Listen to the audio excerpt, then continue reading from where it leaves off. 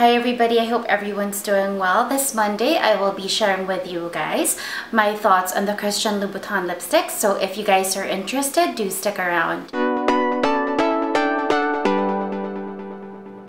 So I would still largely consider this first impressions. I've barely had it for more than a week, and besides that, I've really only tried the formula, which I do have on hand, which is the sheer formula. I believe it's called sheer Voile. And the shade that I purchased is in Rose du Desert. This one I purchased because it was highly recommended by Ray from Rayview, and I know she knows her luxury products very, very well, and being Asian and having almost very similar skin tones, I thought most of the time I do purchase shades which she recommends. And from all the lipsticks which she purchased, I think she purchased 9 or something like that, this was surprisingly the one that she enjoyed the most. And it also is on the safer side because it's just sheer, and it's one of those you can't really go wrong kind of daily lipstick. And when I'm first foraying into a new product, especially if they're expensive and I cannot justify it yet, no matter how many reviews I've seen, I usually will go for something on the safer side. So hence the purchase of this color. Now in Ray's video, this looked so much more of a pink beige, but in actuality, which is, I think I've shown you guys in the other video, this is not very nude. This is actually more like a mid-tone rose brown, and that's how it looks. And I'm gonna swatch it for you guys so you can just see the shade.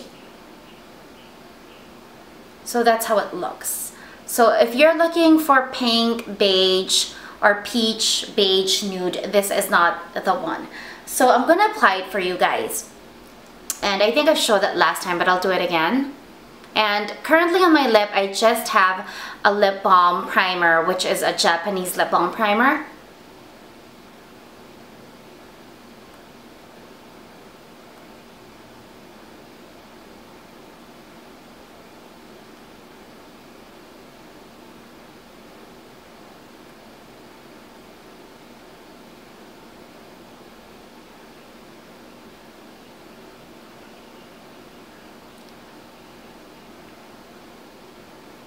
So that's how it looks.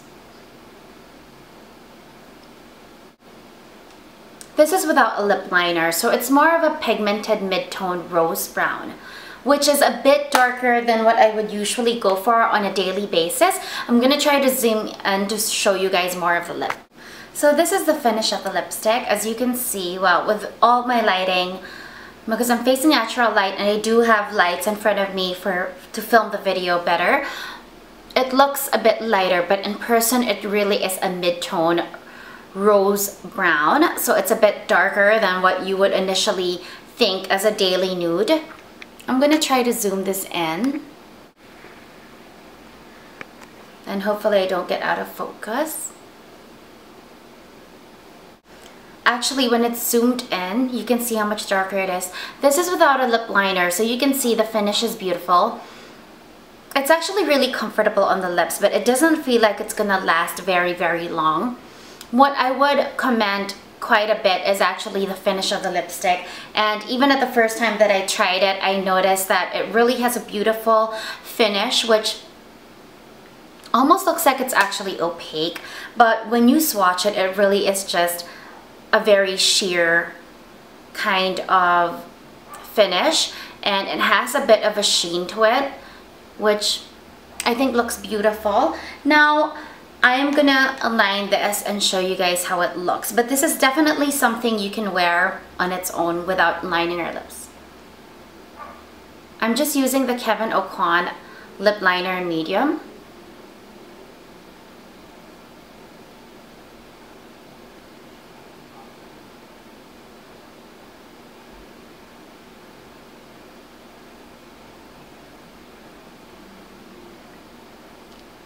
So not really much of a difference there. I'm gonna zoom out now. Not really much of a difference there. It still looks pretty much the same. So in terms of bleeding and how it is on its own or with a lip liner. You don't really need one, and I don't really think it makes that much of a difference. The only thing that throws me off here is the price point and the rave reviews almost across the board. Now, I am usually very apprehensive when it comes to high-end or products that are introduced in the market that are above what are the current benchmarks of being premium in terms of pricing. And this is all the same way that I felt with Tom Ford. But with Tom Ford, I honestly instantly felt the quality and the substantialness of the product itself. Not the packaging. I know the packaging is another thing. The packaging is a whole, I mean, it catapults the product to a whole different pricing level to begin with.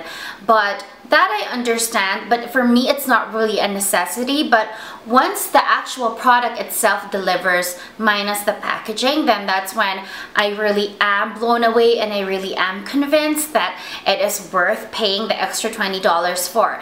Now with the Christian Louboutin, it's actually $40 more than Tom Ford. So my expectations were set very, very high indeed, as well as the fantastic reviews from a lot of people that I actually really look up to. Well, not look up to, but whose reviews I actually do really take to mind or consider. So this was really right off the bat something that I expected a lot from. And unfortunately, at the first try, I received this last Thursday. And after I tried it, after I made the video and I tried it, my first impressions, I think it even showed in my face because I wasn't really blown away. I was expecting to be absolutely and completely blown away because a lot of people have actually mentioned that it's worth $90. Now, I am reserving my full review later on because I mean, like I said, this is only the sheer formula. And if it comes to sheer formulas, I like the Chanel Rouge Cocoa Shines much better than this. I think the Tom Ford is better than this, or about this at par. The difference with this is that the packaging is immensely heavy. So just product to product, it's so hard to tell because I don't know if the substantialness of the lip product is because of the product itself or because of how heavy or hefty this packaging is. Because with the Tom Ford sans packaging, the bullet was very substantial and very weighty itself. It didn't feel like something that would just melt if you maybe applied so much pressure, which with inexpensive products like drugstore products, let's say Rimmel, you can tell, even if it's a dupe, it's just not the same when you apply it. You can tell that it's not, the quality is not there as much, and it feels quite flimsy, the product itself. With the Tom Ford, the actual bullet of the product itself is very substantial, very different, leaps and bounds from Chanel or Dior or all the other lip products. It has a heaviness to the product itself. Now with the Louboutin, I didn't really get that. And another thing that disappointed me was it didn't really last that long, and it wasn't because I ate or anything. I mean, it was less than maybe a little over 2 hours and it was almost completely gone from my lip, and I expected a lot more. 2 hours is very, very short. And with the Tom Ford and the Chanel Rouge Cocoa Shines, I think they're not as long lasting obviously as satin lipsticks or even matte or other lipsticks, but they also don't fade as fast. I felt like after looking in the mirror, I felt like it was already gone. Like it's just, I didn't eat, I didn't really, well, maybe I was drinking water, but I just felt like it was, you know, you needed to retouch some more. So it felt very like not at par for me. And with the Chanel Rouge Cocoa Shine and even the Tom Ford Sheer formulas, I feel like it stays on the lip, and even if it does fade a bit, I still feel that moisture or that layer on my lip. With the Louboutin, it was like, I think after 2 hours and a half, it just felt like I had nothing on my lips. So I was really, really disappointed. I mean, I think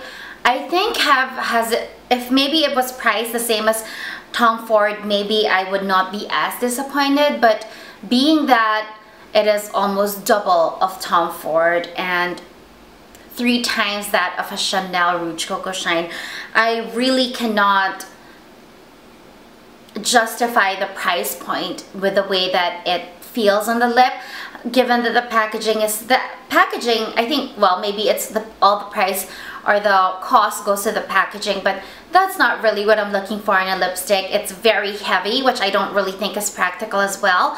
I like the concept of being able to wear it as an accessory, but I tried it and I was even having second thoughts because it is heavy. It is not a joke.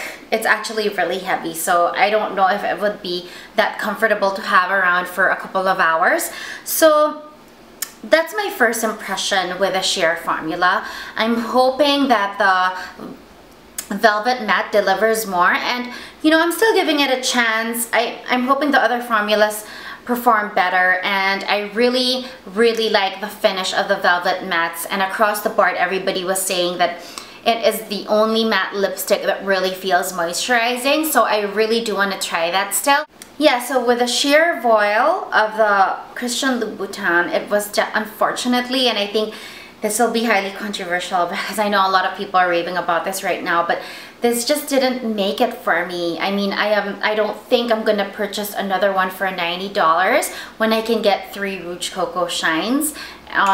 Yeah, I mean, nothing extremely unique, maybe in color a bit, but I was expecting so much more. And I think for a lower price point, and even, yeah, for a lower price point, you can get a quality that's more amazing and long lasting than this. So that is my Makeup Monday. I hope you guys found that interesting and informative, and I'm really doing my best to try to give you guys content on a daily basis, or upload content on a daily basis. I'm not so sure how you guys are liking that, but if you guys have any other or have any ideas or suggestions in terms of other things that you would like to see on my channel, I would love to hear that. You can leave me a message down below, or if you're liking these kinds of videos, you can just give me a thumbs up, and you can subscribe as well. There is a button down below, and I guess that's it. Thank you for watching, and I hope you guys have a great day or great evening.